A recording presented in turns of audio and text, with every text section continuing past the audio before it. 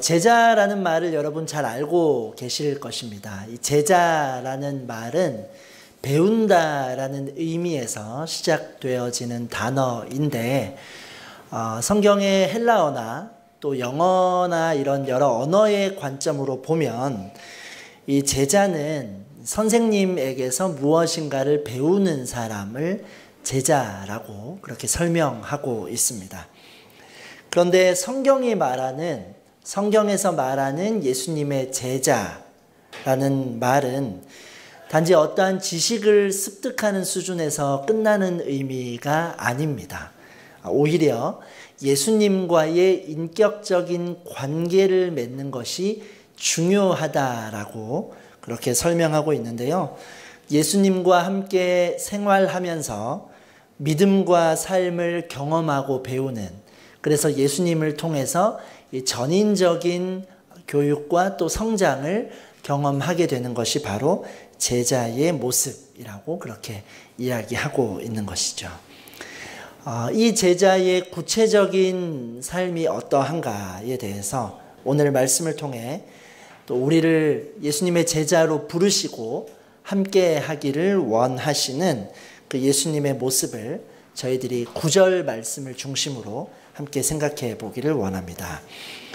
오늘 말씀의 첫 번째 우리가 볼 수 있는 영적인 교훈은 예수님은 우리를 제자로 부르시기 위해 우리를 먼저 찾아오시는 분이라는 사실입니다. 예수님이 우리를 제자로 부르시기 위해 우리를 먼저 찾아오시는 분이십니다.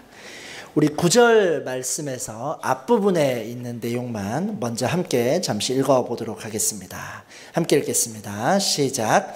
예수께서 그곳을 떠나 길을 가시다가 마태라는 사람이 세간에 앉아 있는 것을 보셨습니다. 아멘.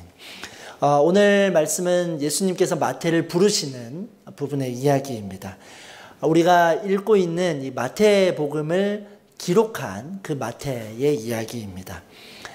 성경을 기록하는 것이 참 귀한 일이고 대단한 일이지 않습니까? 그런데 이 마태라는 제자의 처음 모습은 우리가 생각하는 믿음의 모습, 또 위대한 사람과는 조금 거리가 있었던 것을 저희들이 살펴보게 됩니다.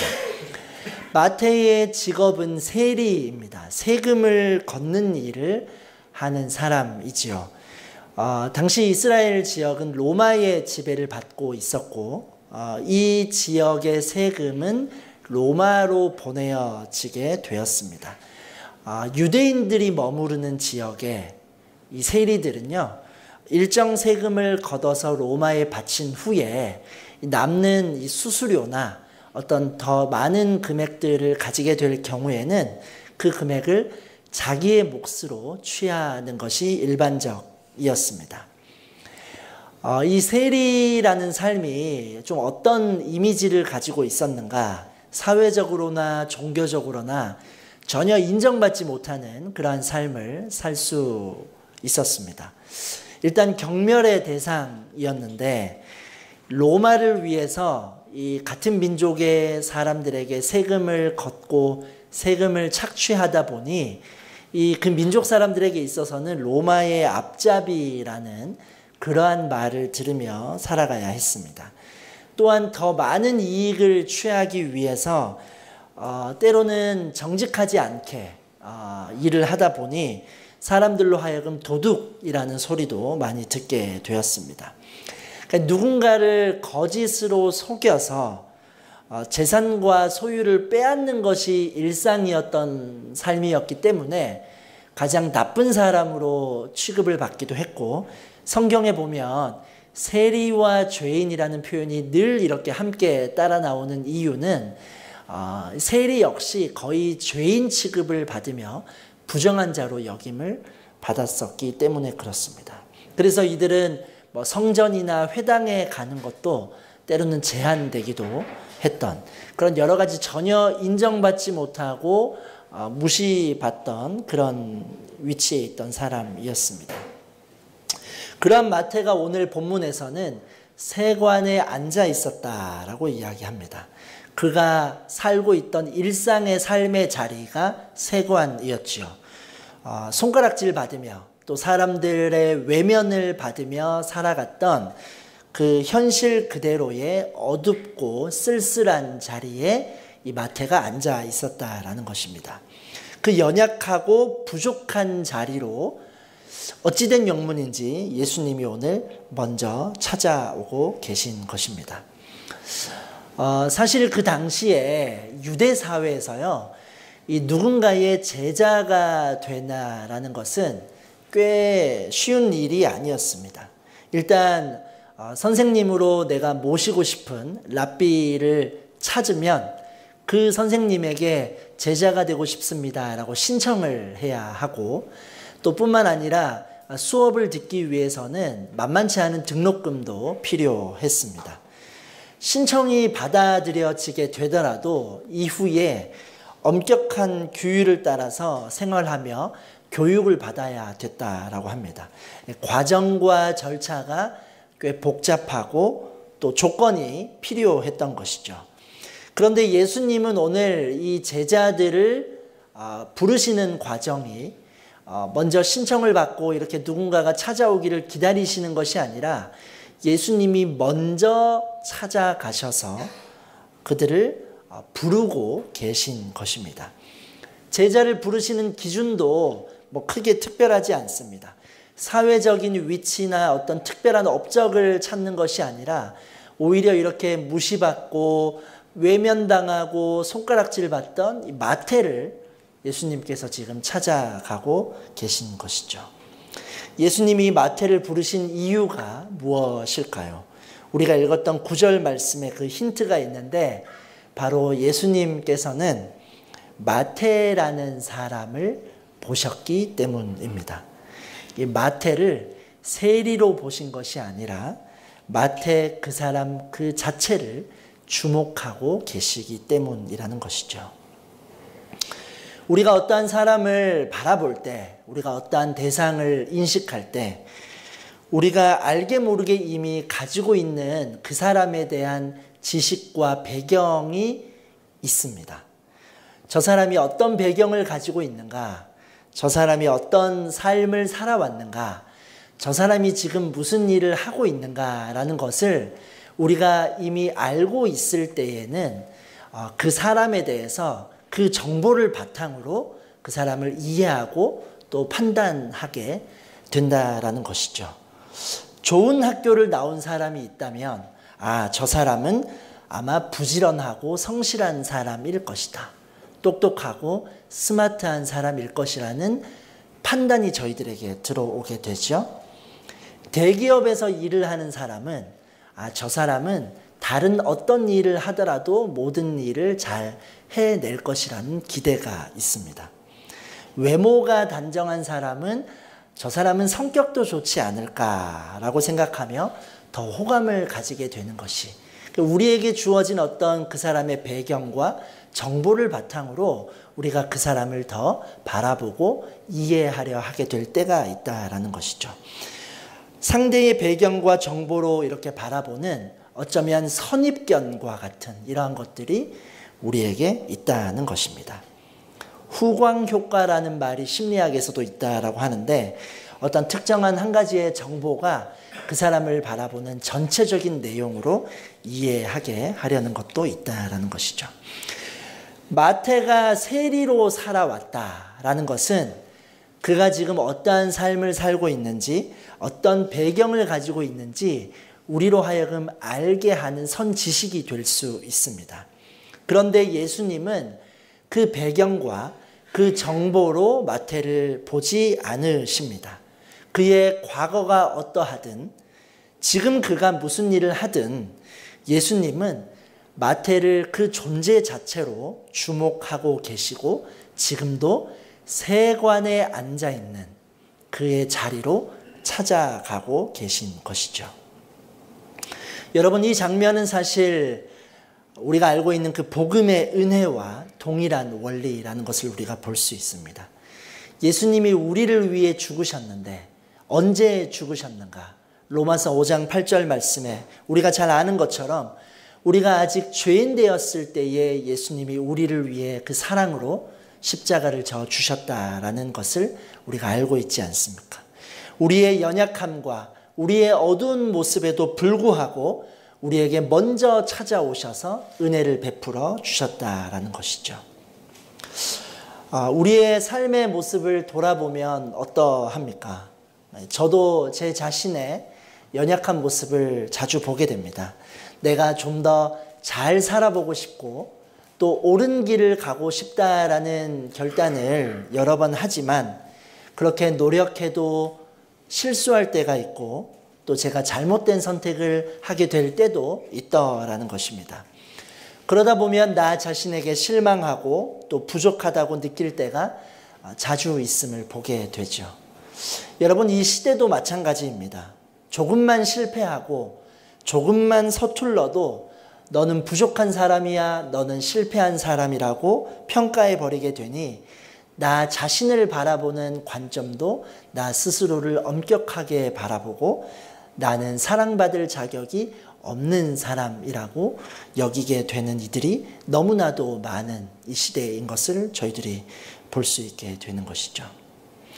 오늘 말씀을 통하여서 저희들이 예수님의 마음을 기억할 수 있기를 원합니다. 마태가 제자로 부르심을 받게 된 것은 그가 회개할 때, 그가 성전에 있을 때 이 일이 일어난 것이 아닙니다. 그가 세간에 있을 때 그의 삶의 자리에서 여전히 손가락질 받고 연약하고 부족했지만 그가 일상을 살아가던 그 삶의 자리로 예수님이 먼저 찾아오셨다라는 사실입니다.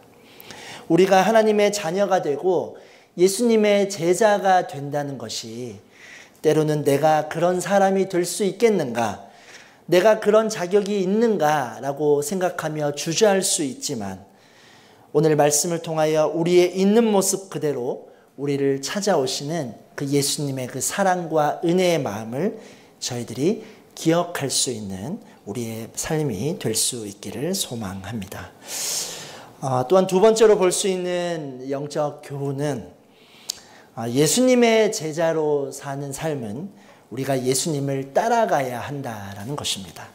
예수님의 제자는 예수님을 따라가는 삶을 살아야 한다라는 것입니다. 우리가 9절 말씀을 한 번 더 읽을 텐데요. 또 중간 부분까지의 말씀을 함께 한번 다시 읽어보도록 하겠습니다. 시작. 예수께서 그곳을 떠나 길을 가시다가 마태라는 사람이 세간에 앉아 있는 것을 보셨습니다. 예수께서는 마태에게 나를 따르라고 말씀하셨습니다. 예수님은 이제 세관에 앉아있던 마태에게 찾아오셔서 나를 따라라 라고 말씀하십니다.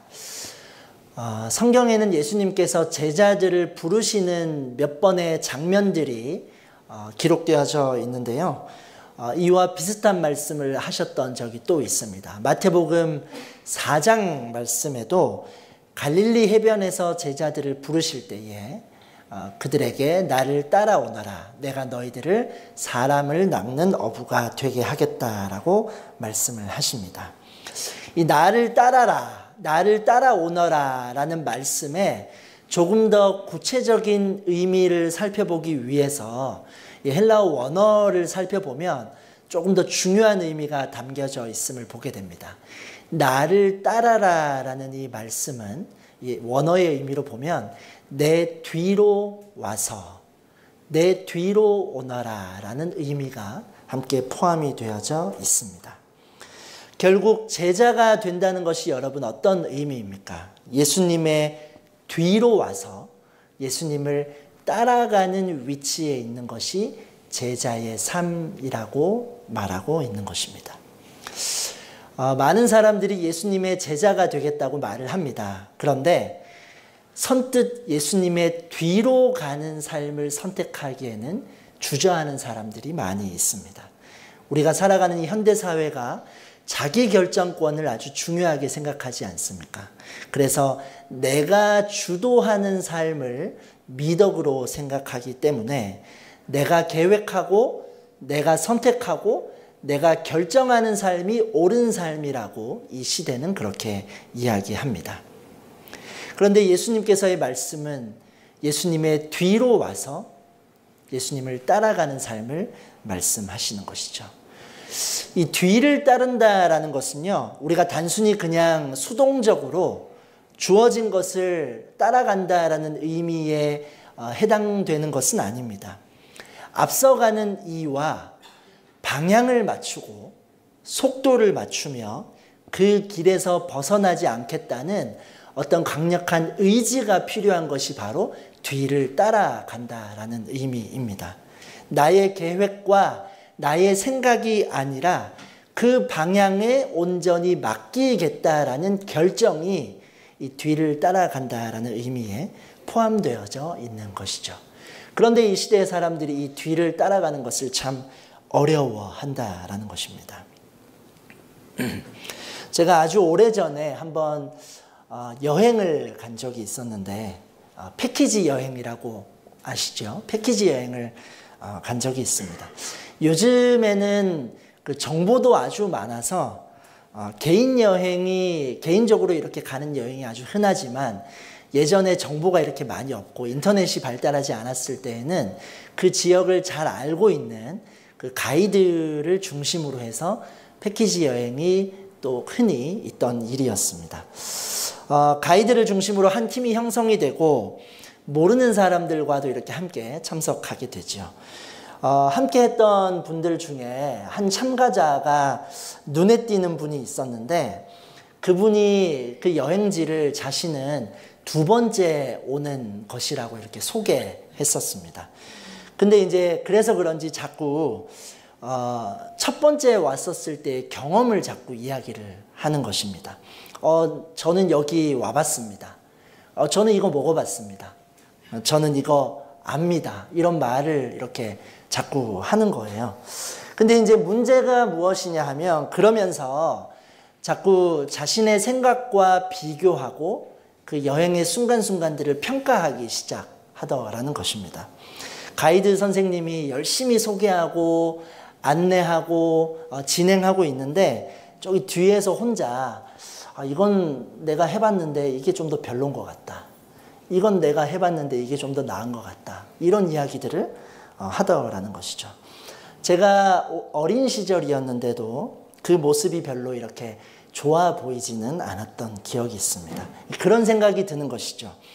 저분은 그냥 여행을 따로 가셔도 될 것 같은데, 말로는 가이드 선생님 하는데 정말로 저분을 선생님으로 생각하고 존중하고 있는가라는 그러한 생각들을 해보게 되었습니다. 이처럼 누군가의 뒤를 따라간다는 것이 쉬운 일이 아니라는 것이죠. 나의 경험과 나의 생각이 있으면 이것을 뒤로 하고 그 존재와 그 대상의 방향과 속도를 맞추는 것이 참 어려운 일이라는 것을 볼 수 있습니다. 목회자이면서 학자인 유진 피터슨이 이런 말을 했습니다. 우리의 신앙은 자기를 증명하는 행위가 아니라 하나님께 자기 자신을 열어드릴 수 있는, 열어드리는 것이 바로 우리의 신앙이라는 것입니다. 자기 자신을 증명하는 것이 아니라 하나님께 나를 열어드리는 것이 신앙이라는 것이죠. 결국 예수님 뒤에서 우리가 예수님을 따른다는 것은 내 힘을 쓰는 것이 아니라 예수님의 뜻이 내 삶에 나타날 수 있도록 나를 열어드리는 것이 바로 우리의 제자된 걸음이라는 것을 의미하는 것이죠. 여러분은 어떠십니까? 정말로 우리가 예수님의 뒤에 서 있는지, 나 자신의 지금 위치가 예수님의 뒤에 서 있는지를 한번 돌아볼 수 있기를 원합니다. 우리가 말로는 예수님의 제자라고 하는데, 혹시 내가 하고 싶은 것, 내가 앞장서서 하고 싶은 거를 먼저 결정을 해두고 예수님 도와주십시오 이렇게 그냥 기대하며 내가 앞에 있고 예수님이 뒤에 따라오시도록 살아가고 있는 삶을 걸어가고 있는 것은 아닌지요. 제자로서의 첫 시작은, 첫 출발은 우리가 예수님의 뒤에 위치하는 것임을 저희들이 기억하고, 작은 것 하나라도 나의 방식이 아니라 예수님의 뜻을 물으며 살아갈 수 있는 저희들의 삶이 될 수 있기를 소망합니다. 마지막으로 볼 수 있는 영적 교훈은, 그래서 예수님의 제자는 우리의 삶의 중심을 예수님에게로 옮겨가는 삶을 의미합니다. 우리가 다시 한번 이제 9절 말씀 전체 부분을 함께 한번 읽도록 하겠습니다. 시작. 예수께서 그곳을 떠나 길을 가시다가 마태는 사람이 세관에 앉아 있는 것을 보셨습니다. 예수께서는 마태에게 나를 따르라고 말씀하셨습니다. 그러자 마태가 일어나 예수를 따랐습니다.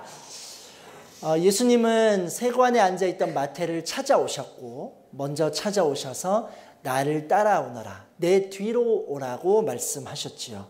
그리고 이제 그 마태가 일어나 예수님을 따랐다라고 성경은 기록하고 있습니다.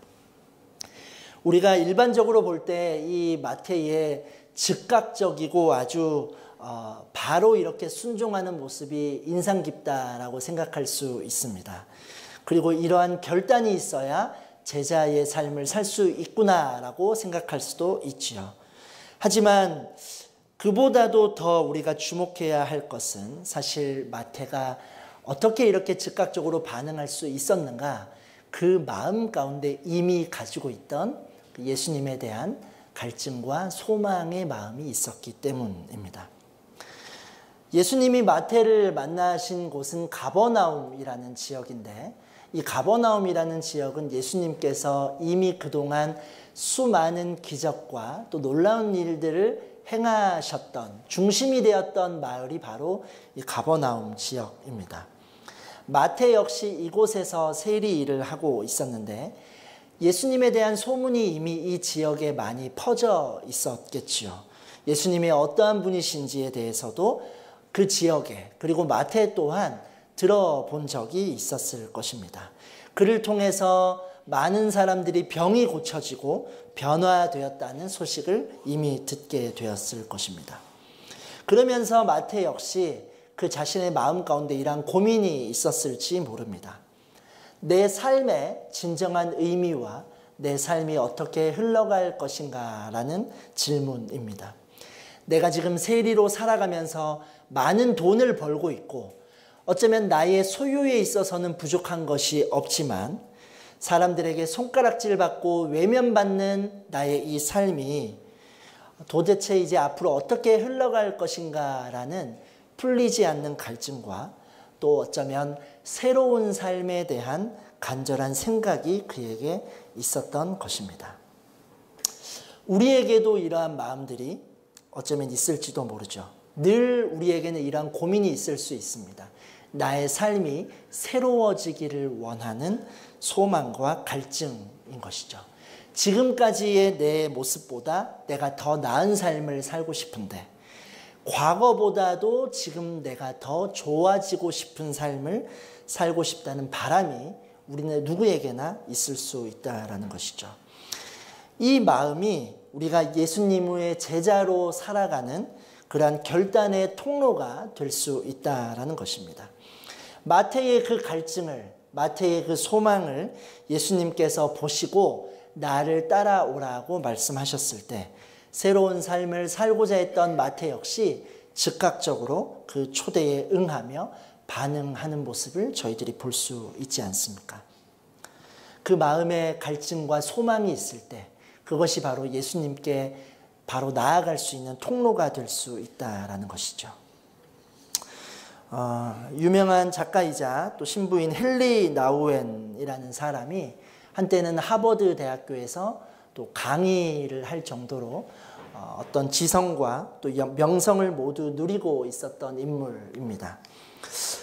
그의 마음에 깊은 혼란과 또 정체성의 어려움을 겪었던 시절이 있었는데, 어느 날 그가 그런 시절을 보내던 와중에 캐나다에 있는 그 지적 장애인들이 모여있는 시설에 들어가기로 결심을 했다라고 합니다. 그가 그 공동체에서 처음 받게 되었던 일의 내용은 한 장애인 친구의 아침 목욕을 함께 시켜주는 일이었습니다. 세상이 주던 그가 그동안 누리던 어떤 명예와 또 영광과는 전혀 다른 어떤 형태의 일을 받게 된 것이죠. 그러나 그는 그 이후에 이제 먼 이후에 이 순간을 이렇게 돌아봅니다. 자신이 이곳에서 경험하게 된 것은 세상의 성공을 위한 삶이 아니라 하나님이 주시는 전혀 새로운 삶의 형태를 이곳에서 발견하고 누리게 되었다라는 것입니다. 마태가 이제 예수님의 제자로 새로운 삶의 자리를 선택하고 시작하게 됩니다. 세금을 거두면서 돈이 전부이고 로마가 전부였던 그의 삶은 이제 더 이상 돈과 재산을 추구하는 것이 아니라 삶의 질서와 우선순위가 온전히 예수님께로 향하게 된 변화된 삶이 되었다라는 것입니다. 그래서 여러분, 우리는요, 예수님을 믿는다는 것이 단순히 기독교인이 되었다라는 말의 의미가 아닙니다. 어떤 그냥 제자가 되었다, 한 반응으로서 끝나는 것이 아니라 우리 존재의 중심과 우리 존재의 모든 삶의 위치가 이동하는 것을 의미한다라는 것입니다. 정체성이 바뀌고 방향이 바뀌고 중심이 바뀐다는 겁니다. 예수님을 중심으로 말이죠. 그래서 이렇게 질문해 볼 수 있습니다. 지금 내가 바라는 삶은 얼마나 잘 사는 삶이 아니라 예수님의 제자로 어떻게 제대로 살아갈 것인가. 예수님이 나의 주인이 되시고 내 앞에 계신다면 그 길을 내가 어떻게 제대로 따라가려고 할 것인가 라는 이 질문이 예수님을 중심에 모시고 살아가는 우리에게 주어지는 건강한 고민이 될 수 있다라는 것이죠. 이 길로 초대하시는 예수님의 말씀에 우리가 반응하며 혹시 또 더 나은 삶에 대한 고민의 자리에 있는 우리의 일상의 자리가 있다면 그 마음을 가지고 예수님께로 나아가 그 예수님의 제자로서 반응할 수 있는 저와 여러분의 삶이 될 수 있기를 소망하고 축복합니다. 이제 말씀을 마무리하기를 원합니다. 여러분, 우리가 예수님의 제자로 살아갈 수 있는 삶이 되기를 원합니다. 우리를 제자로 부르시는 예수님은 세상의 기준과 자격이 아니라 연약하고 부족한 저와 또 여러분의 삶의 자리로 먼저 찾아오시는 분이십니다. 우리가 그 마음을 기억하고 예수님의 뒤에 서서 그분의 방향과 뜻을 따라갈 수 있는 삶이 되기를 원하고, 그 예수님을 우리의 삶의 중심으로 모실 때 우리가 잘 살아가는 인생을 넘어서서 예수님의 뜻을 나타내는 의미 있는 인생으로 살아가기로 결단하고 또 그렇게 살아가는 이번 한 주간 우리 한마음 가족들의 삶이 될 수 있기를 주님의 이름으로 축복합니다. 기도하겠습니다. 사랑과 은혜의 하나님, 우리를 제자의 삶으로 부르시는 예수님의 말씀에 우리가 믿음으로 반응할 수 있기를 원합니다. 연약하고 부족한 우리의 삶의 자리에 먼저 찾아오시는 예수님을 기억하게 하시고 온전히 그 뒤를 따르며 예수님의 뜻을 나타내고 전하는 이번 한 주간 저희들의 삶이 되도록 함께하여 주옵소서. 예수 그리스도의 이름으로 기도드립니다. 아멘.